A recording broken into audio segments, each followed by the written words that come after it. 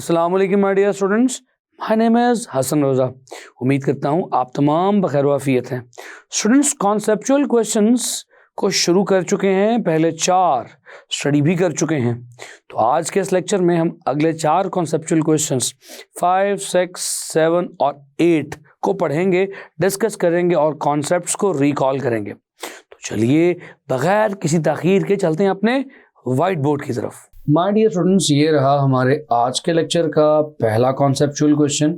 वैसे इस चैप्टर के लिए ये 5th वन है। तो चलिए इस चैप्टर के 5th कॉन्सेप्चुअल क्वेश्चन को पढ़ते हैं और सॉल्व करने की कोशिश करते हैं, अंडरस्टैंड करते हैं क्या पूछा जा रहा है। Each capacitor in parallel combination has equal potential difference between its to plates, justify the statement. तो डियर स्टूडेंट्स, आपको याद होगा हमने अपनी प्रीवियस क्लास में जो 4th कॉन्सेप्चुअल क्वेश्चन किया था वो सीरीज कॉम्बिनेशन में इक्वल चार्ज का था। हमने कहा था कि अगर सीरीज कॉम्बिनेशन में तमाम कैपेसिटर्स को कनेक्ट किया जाएगा तो हर कैपेसिटर पर इक्वल चार्ज डिपॉजिट होगा। लेकिन अब हम ये कह रहे हैं कि अगर मुख्तलिफ कैपेसिटर्स को आप पैरेलल कॉम्बिनेशन में कनेक्ट करेंगे तो हर कैपेसिटर पर इक्वल चार्ज की बजाय इक्वल पोटेंशियल डिफरेंस डेवलप होगा। तो पैरेलल में पोटेंशियल डिफरेंस कांस्टेंट रहता है। Let's see how. स्टूडेंट्स, हम कहते हैं कि let's say we have got 3 capacitors, this is C1, this is let's say C2, let's say this is C3। Students, इन्हें एक सर्किट में जोड़ने की कोशिश करते हैं। ये एक वायर जो दूसरे कैपेसिटर के साथ जोड़ रही है और ये थर्ड वायर जो तीसरे कैपेसिटर के साथ जोड़ रही है। अब इन तीनों को जोड़ देते हैं लाइक दिस, और एक बैटरी जो इन तीनों के साथ कनेक्टेड है, इन तीनों को एनर्जाइज करने के लिए पोटेंशियल डिफरेंस प्रोवाइड कर रही है। ये इस बैटरी का पॉजिटिव टर्मिनल और ये इस बैटरी का नेगेटिव टर्मिनल। और डियर स्टूडेंट्स, ये सर्किट कंप्लीट करने के लिए हमने दूसरी साइड से भी वायर्स को जोड़ दिया। Students, now this is the C1 capacitor, this is C2, this is C3। Students, अगर आप गौर करें तो तीनों के तीनों कैपेसिटर्स बैटरी के इंडिविजुअल पॉजिटिव और नेगेटिव टर्मिनल के साथ जुड़े हुए हैं। अगर आप गौर करें तो C1 की ये प्लेट A, यहाँ लेट से ये लेफ्ट साइड इस पाथ से होती हुई डायरेक्टली हमारी बैटरी के पॉजिटिव टर्मिनल के साथ कनेक्टेड है। यानी जो बैटरी का पोटेंशियल होगा वही पोटेंशियल इस वक्त इस A साइड या A प्लेट ऑफ C1 के ऊपर होगा। इसी तरह C1 की B प्लेट या दूसरी राइट साइड डायरेक्टली बैटरी के नेगेटिव टर्मिनल से कनेक्टेड है लाइक दिस। तो ज़ाहिर है जो भी बैटरी का पोटेंशियल डिफरेंस होगा वो डायरेक्टली C1 कैपेसिटर के ऊपर अप्लाई हो रहा होगा और उस पोटेंशियल डिफरेंस से उस C1 कैपेसिटर के ऊपर कुछ चार्ज स्टोर होगा। In a very similar way dear students, C2 को भी आप देखें तो C2 भी डायरेक्टली बैटरी के पॉजिटिव और डायरेक्टली बैटरी के नेगेटिव टर्मिनल से कनेक्टेड है। तो जो पोटेंशियल डिफरेंस इस 6 वोल्ट्स बैटरी का C1 के ऊपर था वही पोटेंशियल डिफरेंस यानी 6 का 6 वोल्ट ही इस C2 कैपेसिटर को भी मिल रहा होगा और इसी तरह से 6 का 6 वोल्ट ही C3 कैपेसिटर को भी मिल रहा होगा, because all these capacitors are connected directly with the battery. या मैं ये कह सकता हूं कि इन तमाम कैपेसिटर्स की लेफ्ट प्लेट्स बैटरी के पॉजिटिव से कनेक्टेड है और इन तमाम कैपेसिटर्स की राइट प्लेट्स बैटरी के नेगेटिव टर्मिनल से कनेक्टेड है। तो माय डियर स्टूडेंट्स, ये तमाम कैपेसिटर्स बगैर किसी दूसरे कंपोनेंट के बीच में आए, बगैर किसी दूसरे कंपोनेंट के सीरीज में लगे हुए डायरेक्टली इस बैटरी के साथ कनेक्टेड है। सो डियर स्टूडेंट्स, इन तमाम कैपेसिटर्स को मिलने वाला वोल्टेज उस बैटरी की तरफ से सेम होगा। सो इसी बात पर हम लिख सकते हैं कि पैरेलल कॉम्बिनेशन में क्या चीज कांस्टेंट है dear students? Voltages, potential difference is constant, is constant। अगर मैं कहता हूं कि इसे मिल रहा है V1 वोल्टेज, इसे मिल रहा है V2 वोल्टेज और इसे मिल रहा है V3 वोल्टेज। तो ये बात कही जा सकती है V1 is equal to V2 is equal to V3 is equal to voltage of the battery.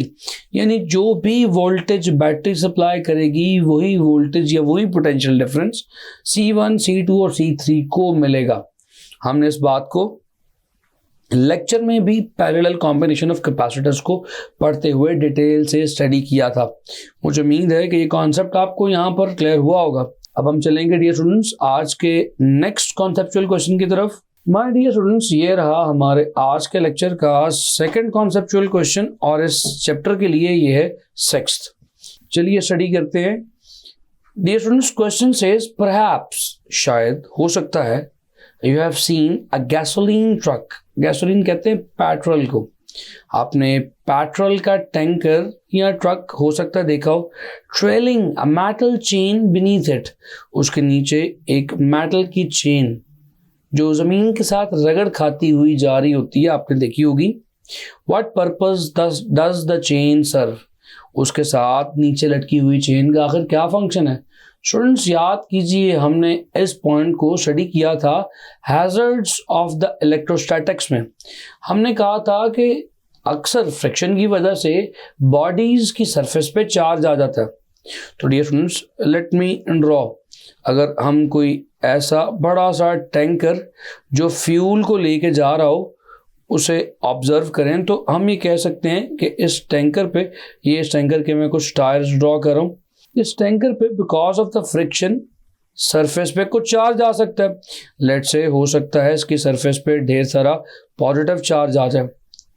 Dear students, अगर इसकी सरफेस पे ढेर सारा पॉजिटिव चार्ज आ गया तो इलेक्ट्रोस्टैटिक इंडक्शन की वजह से हो सकता है ग्राउंड पर नेगेटिव चार्ज आ जाए, और अगर ग्राउंड पर नेगेटिव चार्ज आ गया और इसकी सरफेस पर पॉजिटिव चार्ज कॉन्सेंट्रेशन बढ़ती गई तो स्पार्क प्रोड्यूस होने का खतरा है।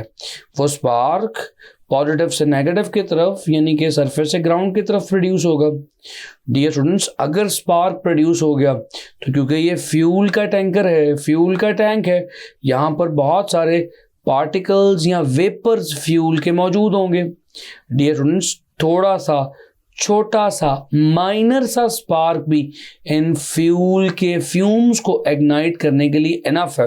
स्टूडेंट्स, अगर ये फ्यूम्स इग्नाइट हो गए तो ये फायर सिर्फ इन्हीं फ्यूम्स तक लिमिट नहीं रहेगी, बल्कि ये आग पूरे के पूरे टैंकर को अपनी लपेट में ले लेगी और बहुत ज़्यादा माली नुकसान तो होगा लेकिन बहुत सारा जानी नुकसान भी हो जाएगा। इस टैंकर के एक्सप्लोजन से इसकी नियर बाय विसिनिटी में जितने लोग भी मौजूद होंगे सब के सब जान की बाजी हार सकते हैं। तो डियर स्टूडेंट्स, अब इस सब से बचने के लिए क्या किया जाए? इस सब से बचने के लिए जो इसकी सरफेस पे पॉजिटिव चार्ज डेवलप हो रहा है, इस पॉजिटिव चार्ज को डेवलप ना होने दिया जाए। यहाँ अगर पॉजिटिव चार्ज डेवलप हो तो साथ ही इस पॉजिटिव चार्ज को ग्राउंड कर दिया जाए। तो ग्राउंड करने के लिए हम एक चेन छोटी सी इस टैंकर से लटका दिया करते हैं। जैसे ही ये चेन इस ग्राउंड को टच करेगी तो पॉजिटिव चार्ज जो इस पर डेवलप होगा वो इस कंडक्टर के थ्रू होता हुआ ज़मीन में चला जाएगा। ज़मीन भी कंडक्टर है, अर्थ एक कंडक्टर है, ये चार्ज इस कंडक्टर के ज़रिए से होता हुआ अर्थ में चला जाएगा। तो ज़ाहिर है जितना चार्ज इस टैंकर की सरफेस पर डेवलप होगा साथ ही साथ ग्राउंड होता चला जाएगा, तो लिहाजा इस टैंकर की सरफेस पे कोई एक्सेसिव अमाउंट ऑफ चार्ज नहीं डेवलप हो पाएगी। लिहाजा इलेक्ट्रोस्टैटिक इंडक्शन की वजह से ग्राउंड पर भी नेगेटिव चार्ज नहीं आएगा। लिहाजा इन सिंपल वर्ड्स, जो चांसेस ऑफ एक्सप्लोजन थे बिकॉज ऑफ इलेक्ट्रोस्टैटिक डिस्चार्ज, वो चांसेस ऑफ एक्सप्लोजन ख़त्म हो जाएंगे। माय डियर स्टूडेंट्स, उम्मीद करता हूँ कि ये पॉइंट आपको क्लियर हुआ है। चलिए मूव ऑन करते हैं अपने आज के नेक्स्ट कॉन्सेप्चुअल क्वेश्चन की तरफ। माय डियर स्टूडेंट्स, ये रहा हमारे आज के लेक्चर का नेक्स्ट कॉन्सेप्चुअल क्वेश्चन। बहुत इंटरेस्टिंग है डियर स्टूडेंट्स। कॉन्सेप्चुअल क्वेश्चन 13.7 में कहा जा रहा है, if high voltage power line fail across your car while you are in a car, why should you not come out of the car?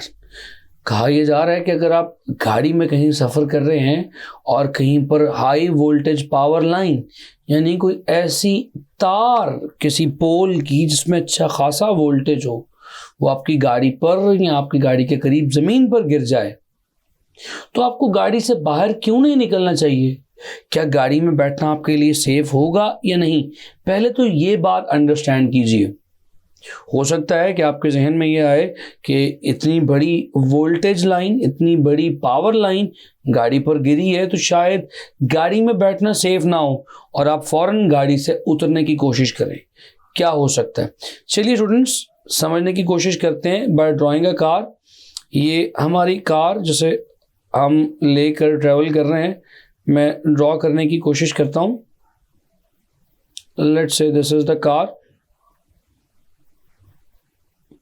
और ये गाड़ी के 2 टायर्स और ये रोड जिन पर वो टायर मौजूद हैं। डियर स्टूडेंट्स, अगर यहाँ पर बहुत हाई वोल्टेज वायर गिर जाए तो ज़ाहिर है वायर इस ग्राउंड के साथ इन कांटेक्ट है और ग्राउंड कंडक्टर है, लेकिन फिर भी गाड़ी में रहते हुए आपको झटका नहीं लगेगा, आप इलेक्ट्रिक शॉक एक्सपीरियंस नहीं करेंगे। क्यों डियर स्टूडेंट्स? क्योंकि जब तक आप गाड़ी में हैं ये गाड़ी के टायर्स इंसुलेटर्स हैं। डियर स्टूडेंट्स, ये इंसुलेटर्स इलेक्ट्रिसिटी को गाड़ी के अंदर नहीं आने देंगे और आप इलेक्ट्रिक शॉक एक्सपीरियंस नहीं करेंगे। The moment when you will step out of the car, जैसे ही आप गाड़ी से बाहर कदम रखेंगे डियर स्टूडेंट्स, सर्किट कंप्लीट हो जाएगा और इलेक्ट्रिसिटी आप में दाखिल होगी। हो सकता है एक टांग से दाखिल हो और दूसरी टांग से निकल जाए, सर्किट कंप्लीट हो जाएगा और आपको बहुत सुअर किस्म का झटका लग सकता है। तो माय डियर स्टूडेंट्स, जब भी ऐसा हो कि आप गाड़ी में सफ़र कर रहे हो और कहीं पर हाई वोल्टेज पावर लाइन गाड़ी के आसपास या गाड़ी पर फॉल कर जाए, कभी भी गाड़ी से बाहर कदम ना निकालें जब तक कि उस हाई वोल्टेज पावर लाइन को वहां से हटा ना लिया जाए, रिमूव ना कर दिया जाए, क्योंकि ऐसे में बहुत हाई वोल्टेज से इलेक्ट्रिक शॉक लगने के चांसेस मौजूद हैं। उम्मीद करता हूं कि ये क्वेश्चन भी आपको समझ आया होगा और कॉन्सेप्ट भी क्लियर हुआ होगा। मूव ऑन करते हैं अपने आज के अगले सवाल की तरफ। माय डियर स्टूडेंट्स, ये रहा हमारा आज का next conceptual question, conceptual question 13.8। चलिए पढ़ते हैं और समझने की कोशिश करते हैं। डियर स्टूडेंट्स, क्वेश्चन बहुत सिंपल है। क्वेश्चन कहता है explain why a glass rod can be charged bye rubbing when held by hand but an iron rod can not be charged by rubbing if held by hand। Simple सा सवाल है, पूछा ये जा रहा है कि अगर आप एक ग्लास रॉड को हाथ से पकड़ के उसे दूसरे हाथ से अच्छी तरह रब करने की कोशिश करें तो उस ग्लास रॉड पर चार्ज आ जाता है, लेकिन अगर हम आयरन रॉड को अपने एक हाथ से पकड़ के उसे दूसरे हाथ से अच्छे से रब करने की कोशिश करें तो डियर स्टूडेंट्स उस पर क्यों चार्ज नहीं आएगा? बहुत सिंपल सी बात है स्टूडेंट्स, इसके लिए आपको रिकॉल करना पड़ेगा कि रबिंग से आखिर चार्ज कैसे प्रोड्यूस होता है। हमने कहा था, सपोज कर लीजिए कि हमारे पास अगर एक रॉड है, कोई भी एक्स मटेरियल का रॉड है, अगर इस एक्स मटेरियल के रॉड की सरफेस पे जुड़े हुए इलेक्ट्रॉन वीकली बॉन्डेड हैं, वीकली कनेक्टेड हैं, तो अगर मैं इसे किसी दूसरे मटेरियल से अच्छे से रब करूं, लाइक इस मटेरियल को to and fro move on करूं, आगे पीछे घिसूं, तो इसे रब करने पर फ्रिक्शन से इस रॉड के ये वीकली बॉन्डेड इलेक्ट्रॉन्स उतरकर दूसरी सरफेस पे जाना शुरू हो जाएंगे। तो मैं कहूँगा मेरा ये मटेरियल जो मैंने ग्रीन रॉड की सूरत में आपके सामने बनाया है ये पॉजिटिवली चार्ज हो गया, इसके इलेक्ट्रॉन्स इसे छोड़ चुके हैं। तो कुछ इस तरह की सिचुएशन सामने आएगी कि ये वही रॉड फ्रिक्शन की वजह से अब इस पर पॉजिटिव चार्ज आ चुका है, ये अपनी सरफेस के इलेक्ट्रॉन खो चुका है बाय द फ्रिक्शन और by rubbing it with the surface, let's say B. Students, यही कुछ होता है ग्लास रॉड के साथ। जब आप ग्लास रॉड को अपने हाथ से या किसी दूसरी सरफेस से पकड़ के घिसना शुरू होते हैं तो इसके वीकली बॉन्डेड इलेक्ट्रॉन्स सामने वाली सरफेस या आपके हाथ पर आना शुरू हो जाते हैं और आपका ग्लास रॉड पॉजिटिवली चार्ज हो जाता है. So let's say this is the glass rod. My dear students, now the question is कि ये काम आयरन के साथ क्यों नहीं होगा. The question is very simple. Iron आपके हाथ में पकड़े हुए दूसरे हाथ से रब करने पर पॉजिटिव चार्ज क्यों नहीं लेगा. स्टूडेंट्स, चलिए इस चीज को भी समझने की कोशिश करते हैं. अगर हमारे पास आयरन की रॉड हो तो पहली बात तो ये पॉसिबल है कि आयरन के केस में जो इलेक्ट्रॉन्स की बॉन्डिंग है सरफेस पे वो ग्लास रॉड की निस्बतन थोड़ी सी बेटर हो, स्ट्रांग हो. लेकिन अगर आप इसे रब करना शुरू करें एक हाथ में पकड़ के दूसरे हाथ से, तो हो सकता है कि कुछ इलेक्ट्रॉन्स इस आयरन के रॉड से उतर कर आपके हाथ पर आ जाएं. तो लेट्स से मैं कहता हूं कि ये इलेक्ट्रॉन इस आयरन की सरफेस से उतर के आपके हाथ की सरफेस पे आ गया. तो क्या मतलब है, क्या आयरन पर चार्ज आ जाना चाहिए. स्टूडेंट्स, आयरन पर फिर भी चार्ज नहीं आएगा. मुझे यकीन आप यहाँ पे सरप्राइज हुए होंगे. क्यों?